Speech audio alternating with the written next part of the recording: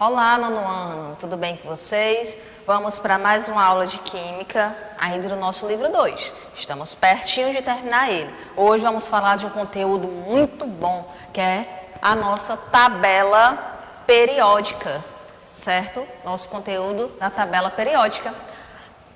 Hoje, lembra que na aula passada eu deixei um trabalho avaliativo para ser feito. Eu espero que todos tenham feito esse trabalho avaliativo que está valendo nota, certo? Hoje eu vou explicar o conteúdo de tabela periódica. Temos a tabela interativa, certo? Que pelo QR Code aí, no livro de vocês conseguem abrir, certo? Que é muito boa, que você interage com ela. Aí, o que é que vocês vão fazer? Na página 34 tem o RA para ser feito. Vocês irão lá, abrir esse RA e lá tem um jogo de memória referente à tabela periódica. Os elementos da tabela periódica, muito interessante, vocês irão gostar. Abram para ver. E em seguida, quando terminar, quando se divertir bastante com esse jogo de memória, vocês irão abrir a página 35, certo? Lá nesse jogo de memória, gente, voltando a esse assunto, ele está falando lá na localização de alguns elementos químicos na tabela periódica, que é muito legal, certo? Aí, em seguida, quando se divertir bastante, vocês vão para a página 35 e resolvem essa atividade lá, tá certo? Vamos começar, a tia vai abrir aqui o livro de vocês, acompanhem comigo também. E vamos lá. A tabela periódica. Os elementos químicos estão reunidos formando uma tabela. A tabela periódica ela é organizada inicialmente pelo pesquisador russo Mendeleev. Sobre a forma como foi concebida, ele relatou: vi num sonho uma tabela em que todos os elementos se encaixavam. Ao despertar, ele escreveu imediatamente numa folha de papel o sonho que ele teve. Olha que legal. Naquele momento, eram conhecidos 63 elementos, os quais foram agrupados de acordo com as suas características. Ele agrupou, gente, na tabela, seguindo as características dos elementos químicos. Aí ele fala, ó, não se deve acreditar ao acaso a descoberta de Mendeleev.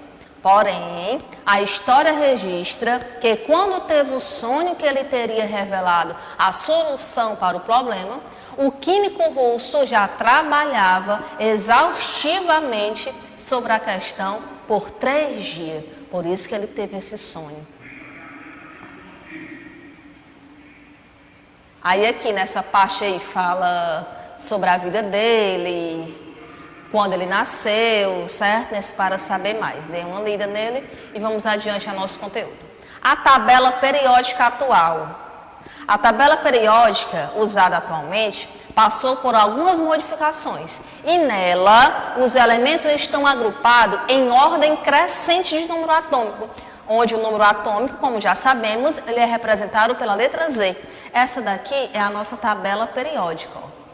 Aqui é a nossa tabela periódica, onde ela é organizada em números crescentes, ó. Aí eu tenho números crescentes de números atômicos, ó, 1, aí vai crescendo, 3, 4, ele é organizado dessa forma, certo? Abram a tabela interativa que tem aí no material de vocês. Deixa eu descer mais aqui para a gente falar mais sobre ela mais embaixo. Aqui, ó. Aí, cada quadradinho desse, a tabela periódica traz muitas informações dentro de cada quadradinho desse. Essas informações estão organizadas em quadradinhos padrão, todos seguem o mesmo padrão, como o que você pode ver na imagem a seguir. Ó, temos o número do grupo, certo? Essa partezinha aqui, esse númerozinho aqui, ó, é o número atômico, certo? Aí essa parte aqui, distribuição eletrônica em camadas, que é o número 1. Aí eu tenho o símbolo, que é a letra lá, que é representada o átomo. Temos o número do período, que é essa parte aqui, ó. Aí aqui o hidrogênio, o nome do elemento. E esse númerozinho que fica lá no cantinho é a massa atômica, certo? Vamos ver aqui, ó. Cada quadrícula dessa, podemos saber que o hidrogênio tem um símbolo H, né? O símbolo H, o hidrogênio. E número atômico, 1. seu único elétron ocupa a primeira camada eletrônica, é a camada K, igual a 1, o único elétron. Sabemos também que ele é um elemento gasoso por meio da informação dada pela cor do símbolo, de acordo com a convenção adotada e informada pela tabela. Os quadradinhos estão organizados em uma tabela e agrupados de acordo com as características que apresentam. Dessa forma, os elementos químicos são reunidos em 7 linhas horizontais, chamadas de períodos, e 18 colunas verticais, chamadas de grupos ou famílias. Os grupos eram indicados pela representação, tá aqui a representação.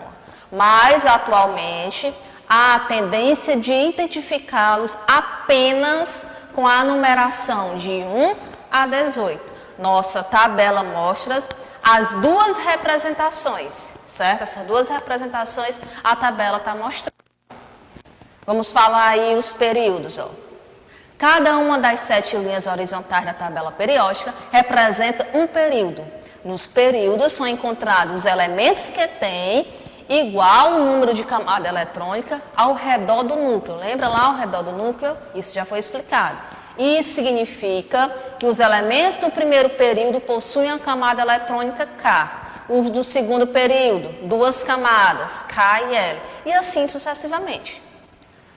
O sexto e o sétimo período têm elementos que são representados separadamente, para maior comodidade na leitura. O período 6 contém a série dos latinídeos e o período 7 a série dos actinídeos.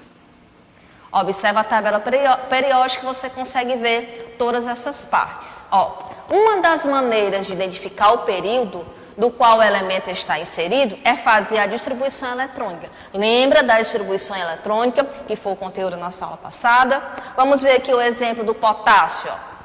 O número atômico do potássio é 19. Ele possui no seu estado fundamental 19 elétrons e distribuição eletrônica igual a 1s2, 2s2, 2p6, 3s2, 3p6 e 4s1. Por meio da distribuição eletrônica, a gente podemos verificar que o potássio ele possui 4 níveis de energia. Como assim, tia? A camada K, camada L, camada M, camada N. São os 4 níveis de energia. Na camada K, 1 elétron, na camada L, 2, na M, 3, na N, 4. Lembra dessa parte? Como fazer isso? Acredito que sim, não é? Que foi assunto da nossa aula passada. Portanto, está localizado no 4º período. Por que mesmo que ele está localizado no 4º período? Porque ele tem 4 níveis de energia. 1, 2, 3, 4. Entenderam? Espero que sim. Agora aqui, grupos ou família. Agora, período já deu para entender. Agora, como localizar grupo ou família? Pode vir um dos dois nomes. Além dos períodos, os elementos da tabela periódica também estão organizados em colunas, chamados de grupo ou família. Algumas das 18 famílias têm nomes especiais. Número da coluna, 1 ou 1A. Os elementos quais são? Esses daqui. Eles pertencem a qual família? Dos metais alcalinos. Aí vem a segunda coluna, os metais alcalinos terrosos, certo? Aí tá aqui as outras colunas. Você percebeu que ao listarmos os elementos da coluna 1, não citamos o hidrogênio? Por que não está lá o hidrogênio? Vamos ver. Não foi esquecido, não foi esquecimento. O motivo é que ele não é um metal alcalino, e sim um elemento gasoso, que possui propriedades tão diferentes dos demais elementos que em algumas representações é colocado fora da tabela, porque ele possui algumas características diferentes dos demais. Quando a família não tem um nome especial, é comum citá-la pelo nome do primeiro elemento que nela aparece. Por exemplo, na coluna 13, o primeiro elemento é o boro. Então, dizemos que a coluna 13 é a coluna da família do boro, certo? Porque o primeiro elemento é o boro. As colunas A são as mais importantes. Seus elementos são denominados característicos ou representativos e têm grande semelhança de propriedades químicas. As colunas B são dos elementos de transição, certo? Lá na coluna B. Na coluna B, a gente vamos encontrar os elementos de transição. Aonde, tia? Nas colunas B. Lá estão contidos os elementos de transição, certo? Não esqueça disso. Ó, desenvolver e aplicar, que vocês vão fazer aí, ó. Analise a tabela periódica da página 286 ou a tabela periódica interativa e descubra qual é o elemento descrito a seguir. Você vai descobrir. Ele pertence ao grupo 14 e se encontra no terceiro período da tabela periódica. Que elemento é esse? E qual o símbolo dele? Olha aí, para a gente ver qual é. Como identificar a família dos elementos químicos? Como a gente sabe em que família ele pertence sem olhar na tabela periódica? Como encontrar para não sair lá procurando na tabela periódica? Como saber de cara onde ele está? Sem ficar lá procurando. Vamos ver como.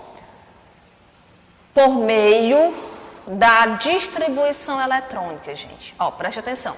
Primeiro, precisamos diferenciar dois grupos da tabela periódica. Os elementos representativos e os elementos de transição. Os elementos representativos são aqueles em que a distribuição eletrônica, no estado fundamental, termina em subnível S ou P, certo?